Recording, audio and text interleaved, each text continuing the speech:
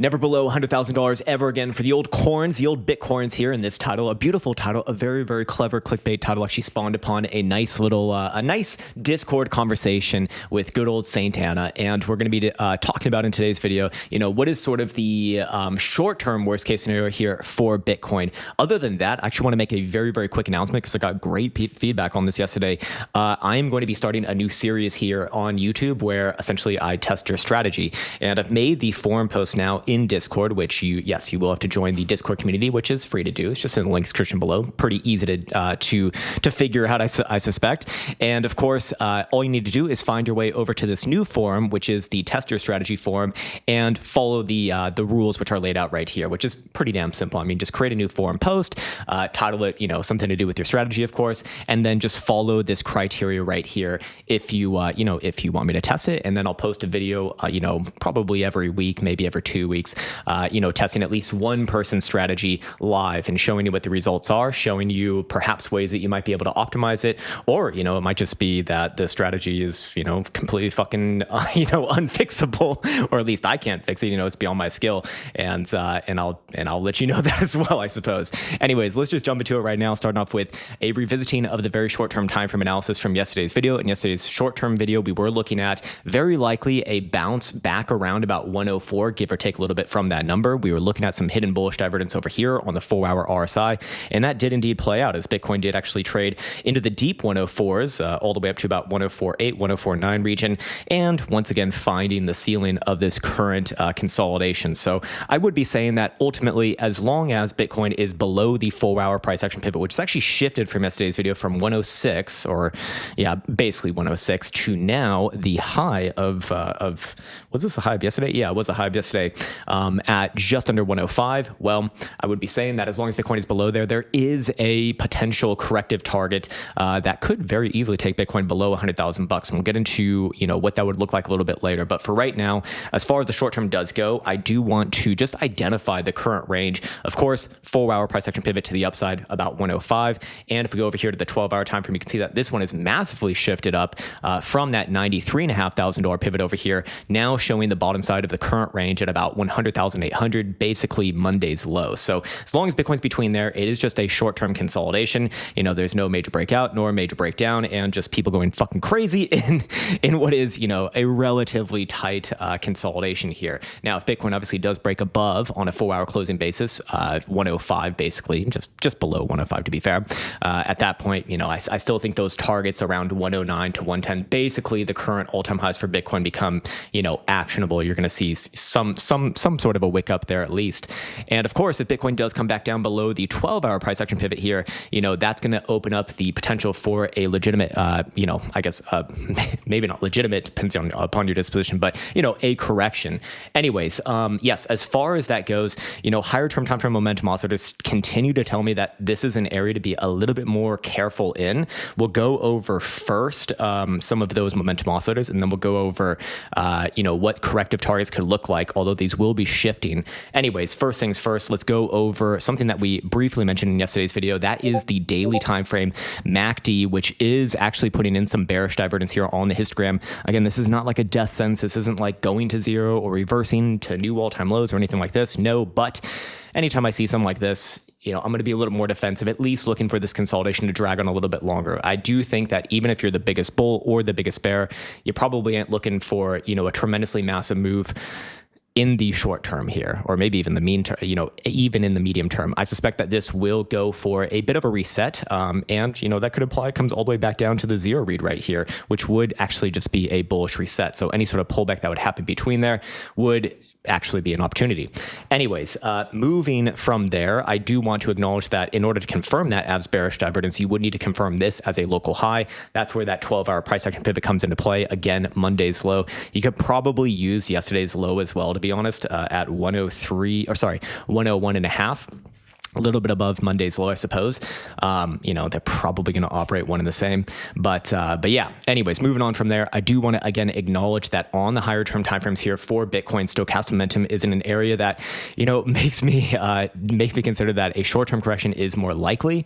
Again, I'm not calling like a major macro reversal. I know that but some people get very fucking mad when you talk about any sort of potential downside price action. But hey, it's healthy. It's healthy to have consolidations. And yes, that can imply a little bit of downside price action as well, you lobotomized fucking moron. Anyways, sorry, I apologize. That was uncalled for.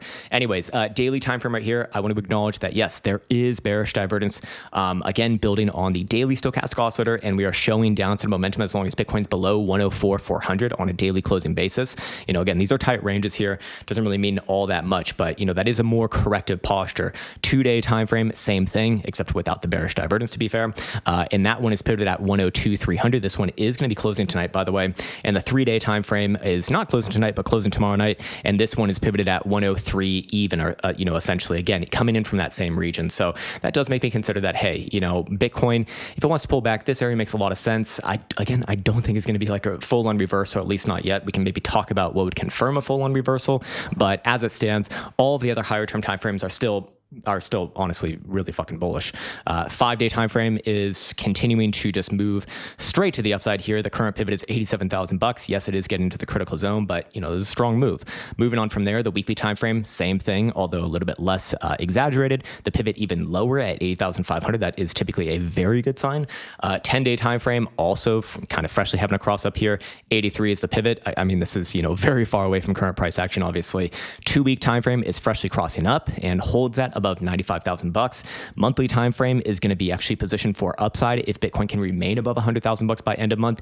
And then the quarterly, which is closing at the end of next month, not this month, but at the end of June, I do want to acknowledge that there is something potentially massive fucking brewing here. So looking at the quarterly, we do have, or Bitcoin more accurately has, the potential for, a mega massive bullish engulfing dildo, which I actually don't think we've ever seen before on a quarterly time frame. Let me just double check this because that sounds like a crazy statement, but I think it's true. Was it over here? No, this is definitely not a bullish engulfing. So yeah, this would be potentially the first bullish engulfing dildo in Bitcoin's full lifespan ever, which is, I don't know, it's a milestone, I suppose. But that implies that it actually happens. And in order for that to happen, we need to see the quarterly trade above last quarter's high, which is basically Bitcoin's all-time high at 109,350, and of course, if it closed above there, I mean, at that point, 120 to 125,000 bucks is almost a given, I suppose, and then we'll just kind of watch it from there. Anyways, yes. So my point is, very very high term timeframes still looking pretty damn good. The lower end of the higher term timeframes, they can afford a bit of a correction. So let's now talk about potential corrective targets. Oh, and there's one last thing as well. I forgot to completely mention this as well. But looking at stablecoin dominance over here, I just want to again acknowledge that, if you are going to have a bit of a pullback on Bitcoin or just the market in general, most things are at sort of resistance levels right now after some pretty impressive rallies. And also stablecoin dominance right here is at, a place that you would be expecting for a bit of a bounce. Now, we have seen a bounce attempt over the past couple of days, haven't really done anything, but of course, this can take some time to play out. So I would say that, hey, if you are looking for a pullback, this would make sense for the area for it to happen in. But again, going to the higher term timeframes here, even for stablecoin dominance, it's obviously bearish. So, that is honestly going to be probably my, maybe not primary, but definitely up there, means of calling the end of this market cycle is when we see stablecoin dominance get back down to the same lows that we saw from basically January all-time highs. And then of course, March of last year when Bitcoin hit that first high, in 74,000 bucks. Now that would imply, of course, this does come down a little bit more overall. Can it afford a bounce in the short term? Yeah, absolutely. And we do expect this to play inverse of Bitcoin or just most cryptos in general. But ultimately, I do expect that this thing will at least get down to like 580 and probably does make one more attempt around these lows over here. But if and when it does get there, that's about the time, or sorry, not exactly the time that I'd be looking for, a macro high in Bitcoin. But I would say within 1 month time frame of that, I would be expecting that. And if I wanted to kind of guesstimate when that's going to happen, I actually think that is impossible because you can't guesstimate something like this in terms of time. So, I can imagine like at least at least into June, probably July at the earliest. So again, I stick with my sort of long-term idea on this market that, I think that we find the high for this market sometime between like late July and late September. Somewhere within that spread makes a lot of sense. Anyways, moving on from there. Now let's finally talk about those downside targets. Now I want to come back to this chart right here because I think this one is going to be the best one to follow for generally finding, corrective targets based off of this read. So first, let me explain what we're looking at. We're looking at the daily HPDR, which by the way, you can try this out for free for 7 days. You can even try out, by the way, the price action pivots indicator over here that we referenced quite a fair bit ago for free as well for 7 days. You don't even need a code at this point as well. You just sign up and you see in 7 days if you like it or not. If you don't, you cancel. If you do, then you don't actually, or you don't cancel. I mean, anyways, yes, HPDR daily right here has been trading into the 50/61.8% of historical returns range highs, and we are now seeing for the first time on this current move to the upside, volatility actually collapse here. In fact, in the past day, it has gone all the way from about 60 percentile all the way down to single digit percentile, 7 percentile. So whenever we see something like this and it's trading away from the median, whether it be to the upside or the downside, in this case, obviously the upside, we expect to return back down at least to the median. In some cases, you do get a reversal, but at least a corrective target there. Now, here's the thing. Each and every day will change the median. If you recall from yesterday's video, it was somewhere around like 97,500 bucks. The day before that, it was like 96. Right now, it is just above 98, or basically 98. And it will shift each and every passing day. So the longer that Bitcoin holds sideways where it's at right now, the more that this will be dragged up and that corrective target becomes shallower and shallower and shallower. But as of right now, yes, it is at 98,000 bucks. And when we see volatility collapse, especially back down to single digits like this, every time in the past, I think 3 or 4 years now, we've seen at least a move to the median. So let me show you a few examples just so you can get the idea of it. The most recent one was over here. From April, where we saw volatility go back down to single digits, and soon after that, the median caught up to price action. In this case, it would be a good example of Bitcoin just trading sideways for so long that it pulls the median back up, but it tests there, and then that was the end of your correction, I suppose. Moving on from there, we see another one right here. Again, dips very briefly into single digits, or even just low like 20 percentile is good enough, honestly. And we do see a test towards the median right here. Same thing. Of course, in this segment, many times, low volatility, Bitcoin price basically just hanging around the median at the whole time. Same thing over here, same thing over here. Same thing over here. Same thing over here. Again, it doesn't need to test there like simultaneously as the low volatility, but it does imply that you're going to test that median sooner or later. And then, of course, when we go back on over here, single digit volatility, you come back down, correct a bit into that median, comes even a little bit lower. Again, that's fine. These are all just potential corrective targets in areas of interest. Same thing over here. Same thing over here. Actually, this one, no. This one did basically test it. So I could say that one was also fulfilled. Also over here. Also over here. I'm trying to find an example where this did not work. You could maybe argue that back in May 2024. Well, no, it definitely did test it. So we'd have to go back further than that. I won't bore you with the details, but we'd have to go back, I suppose, many years to find it fail if it does, and I'm sure at some point it probably does.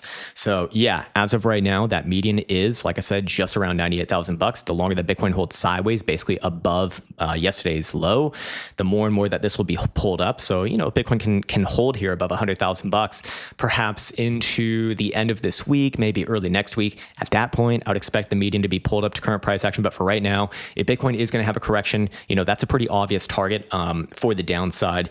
And again, if Bitcoin does break out of the top side of the 4-hour price action pivot here, which is again just under $95,000, well, I mean, that's going to be good enough, at least for me, to say, hey, this thing's basically going back to all-time highs and probably beyond. But anyways, my main point is that in the short term, if Bitcoin is going to correct, that's fine. But the higher term timeframes are, they are bullish here. They are bullish here. Again, I think that we're kind of in the last stretch stretch of this, of this bull market. If you've been following this channel since 2023, you already know my thoughts on that. I mean, we've basically been bullish since 2023 till about now, or at least for myself, I've been bullish till about now. But I do think that this one is coming to an end, relatively soon compared to the more long term. So, does that mean that there's not going to be amazing moves in the short term? No, this is the time when probably the most amazing moves do happen. So, I'd really keep an open mind with generalized targets, especially for the long term, just because, this is the time when crazy shit does happen. So anyways, that's where I'm going to end things for today's video. Again, if you want to get your strategy tested, you can post it over here, create a new forum post, follow the guidelines, and that'll make it the easiest for me to test it. If you don't follow the guidelines, then, well, I will ignore it. To be honest, I will just ignore it. Anyways, I should probably lock this post. There we go. And beautiful. All right. Awesome. I think we hit just about everything. Oh yeah. Let's do one last check-in on the quantum wave bands. Let's see. Let's go to the hourly. This is one that I've been following a lot. It had a fucking crazy first couple of weeks of May, having like 6 winning trades in a row. And then I believe it took its first loss maybe yesterday or the day prior than that. Let's see if it's taken any more in the last 24 hours as it takes its time to load. Just give it a moment here. It's still doing the calculations in the background as always, man. There's something going on. God damn it. There we go. Beautiful. Okay. Yeah. So you can see, we did see. Yeah, May start off with a small loss right here, then 1 gain, 2 gains, 3 gains, big gain right here, 5, 6, 7. It's 7 in a row. Wait, what? Hold on. 1, 2, 3, 4, 5, 6. No, 6. Okay, yes, I am lobotomized. And then yes, it did take a loss yesterday, and it actually did just open up a trade here as well today. I don't know how good I feel about that one, but again, I just want to highlight for the people who have been following this, it's not going to always win every trade. Of course, you can see very easily in the strategy statistics right here. This one in particular has won just over 68%, which is not 100%, but it does have a nice equity curve going up and to the right over time, which is what we actually care about. So, don't get super carried away with things. Understand that this is, again, a scalping strategy. It's not designed to get mega massive trending moves. Of course, we do have a trending strategy for it as well now, but just need to temper some expectations here, because I feel like after so many wins, expectations are probably going to get maybe blown out of proportion, perhaps. Anyways, yes, that's where we'll end things for today. As always, wish you the best of the best. Take care, much love, and see you hopefully tomorrow.